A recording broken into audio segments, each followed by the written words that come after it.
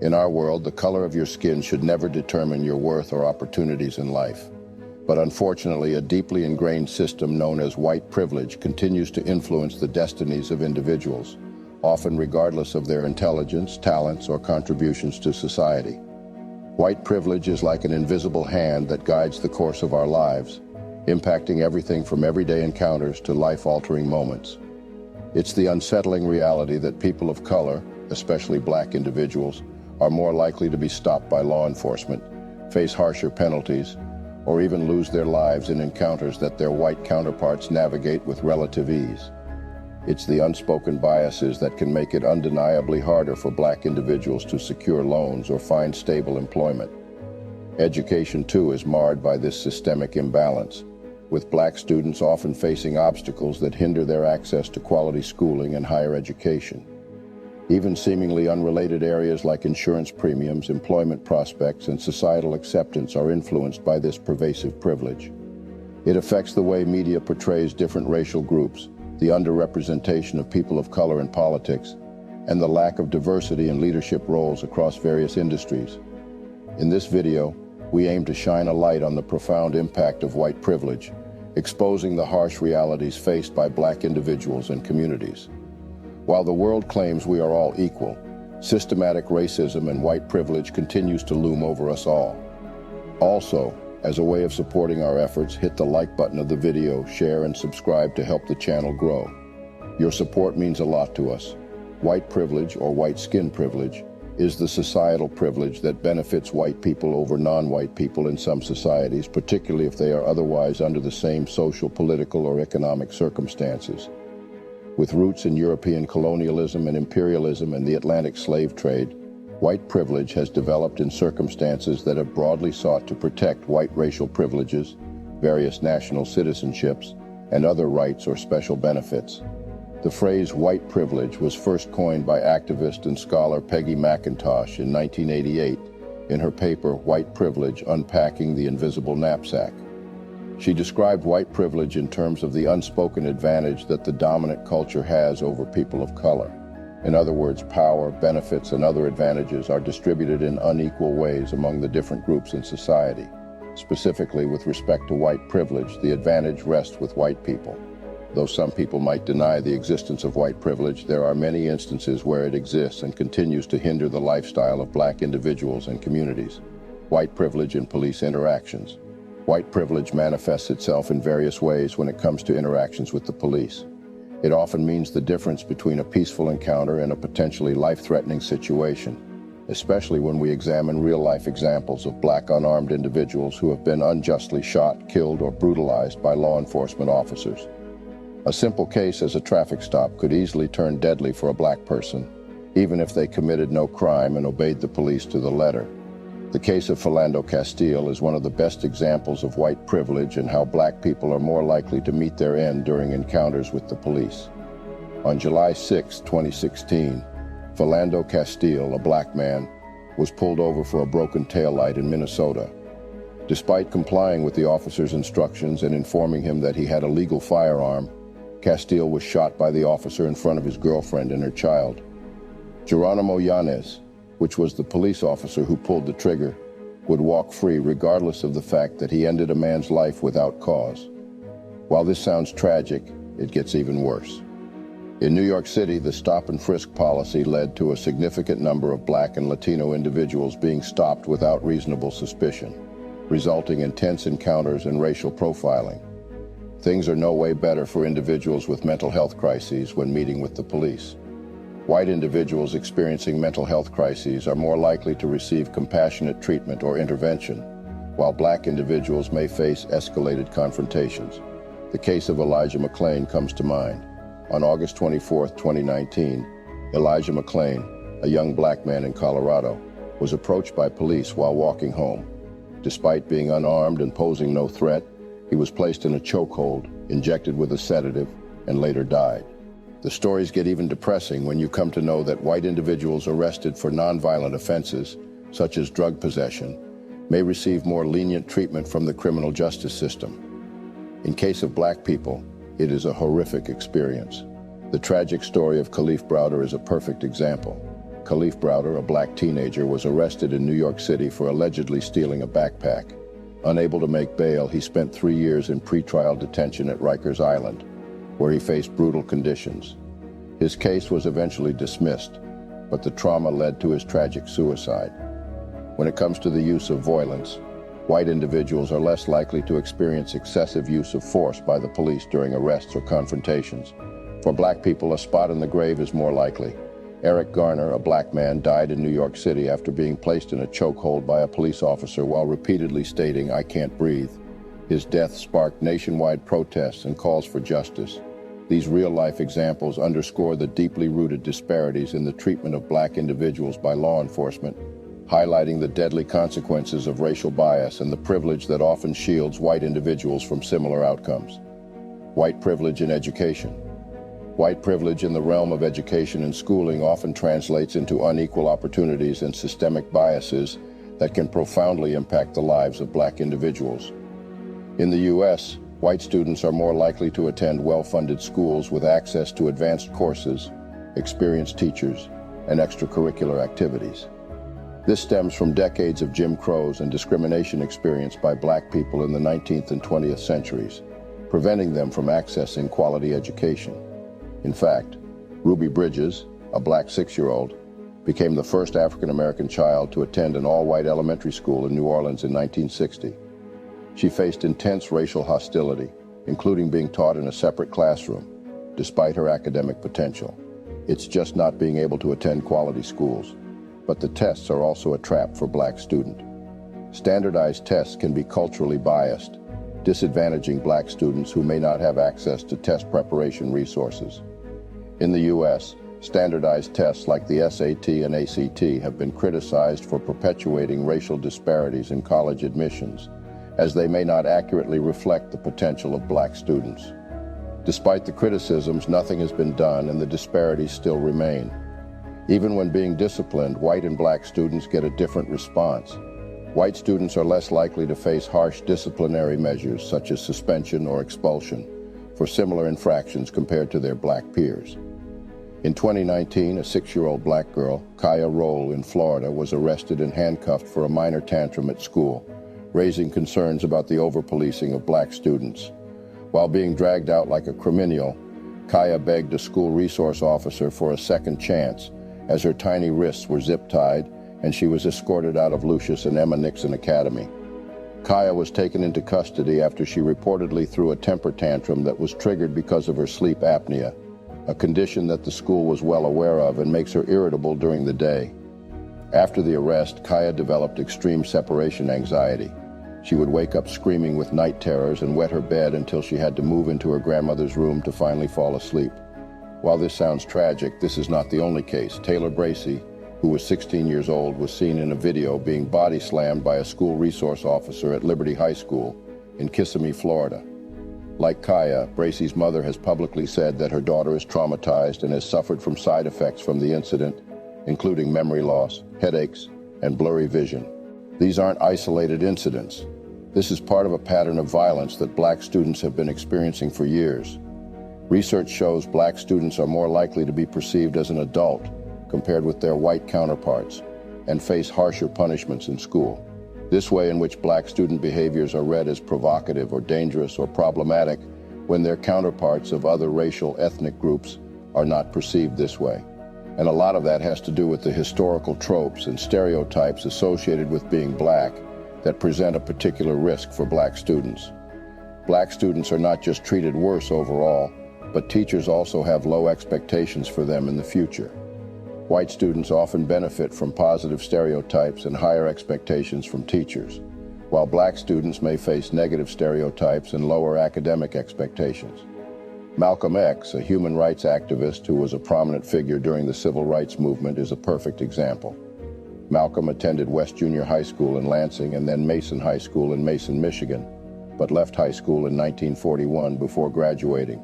He excelled in junior high school but dropped out of high school after a white teacher told him that practicing law, his aspiration at the time, was no realistic goal for a Negro. Later, Malcolm X recalled feeling that the white world offered no place for a career-oriented black man, regardless of talent. These examples illustrate how systemic racism and white privilege can shape educational experiences and outcomes for Black individuals. White privilege in employment. White privilege often extends its influence into the realm of employment, job opportunities, and labor practices. White job applicants are less likely to face biases in hiring decisions, benefiting from assumptions of competence and qualifications.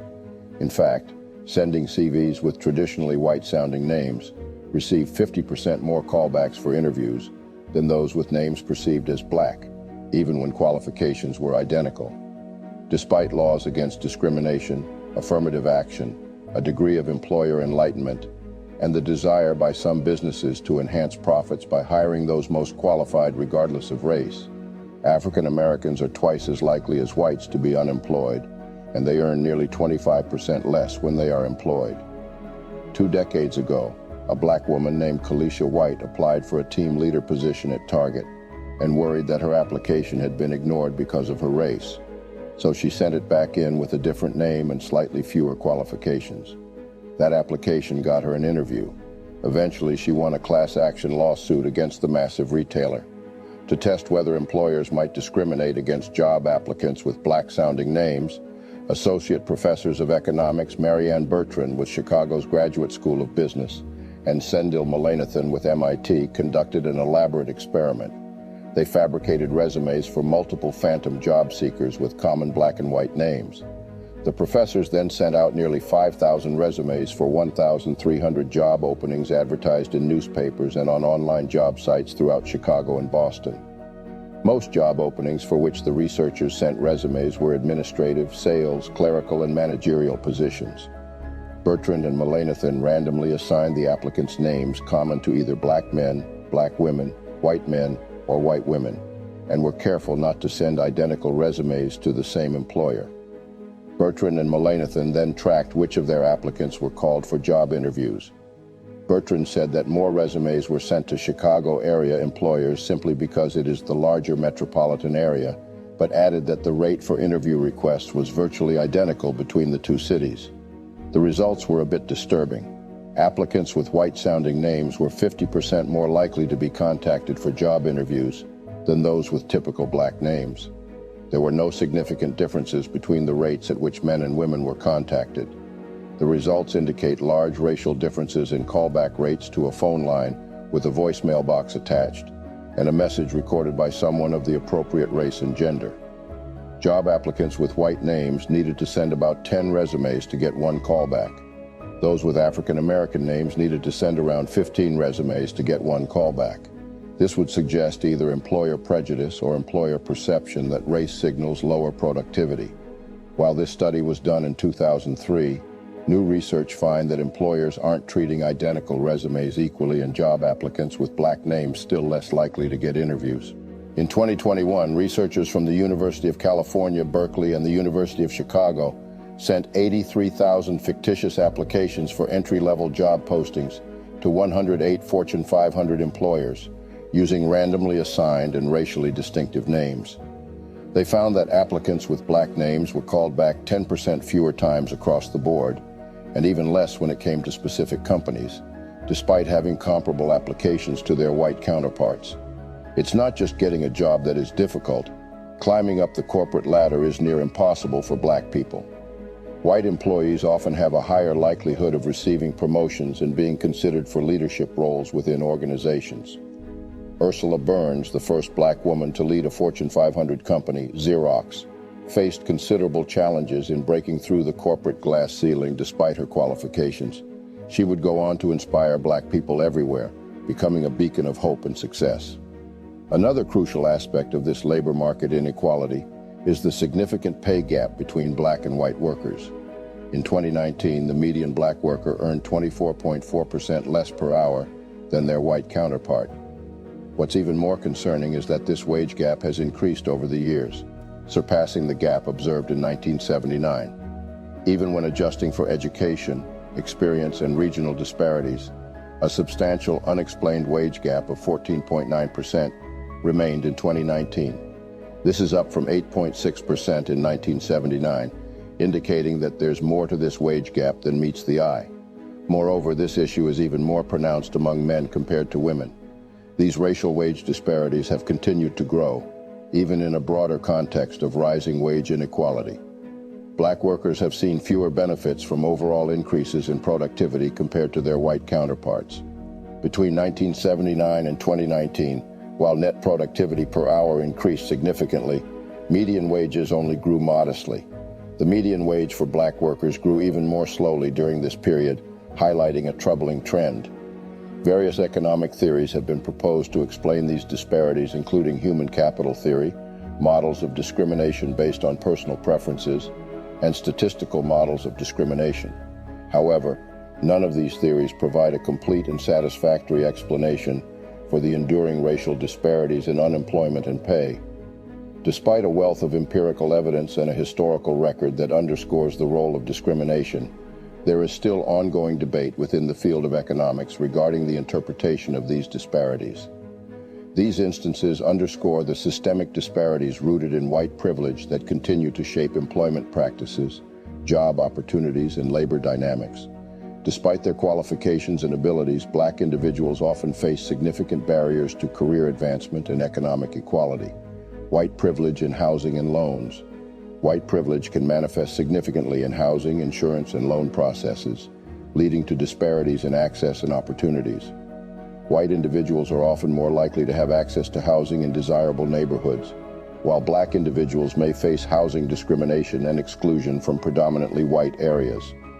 The practice of redlining in the United States historically denied black families access to loans and housing in certain neighborhoods, perpetuating racial segregation. Such practices have long-lasting effects on housing disparities. Black inner-city neighborhoods were most likely to be redlined. Investigations found that lenders would make loans to lower-income white borrowers but not to middle or upper-income African Americans. Unable to get regular mortgages, black residents who wanted to own a house often were forced to resort to exploitatively priced housing contracts that massively increased the cost of housing and gave them no equity until their last payment was delivered. While there have been laws passed to prevent redlining and put an end to the practice, the effects can still be seen today.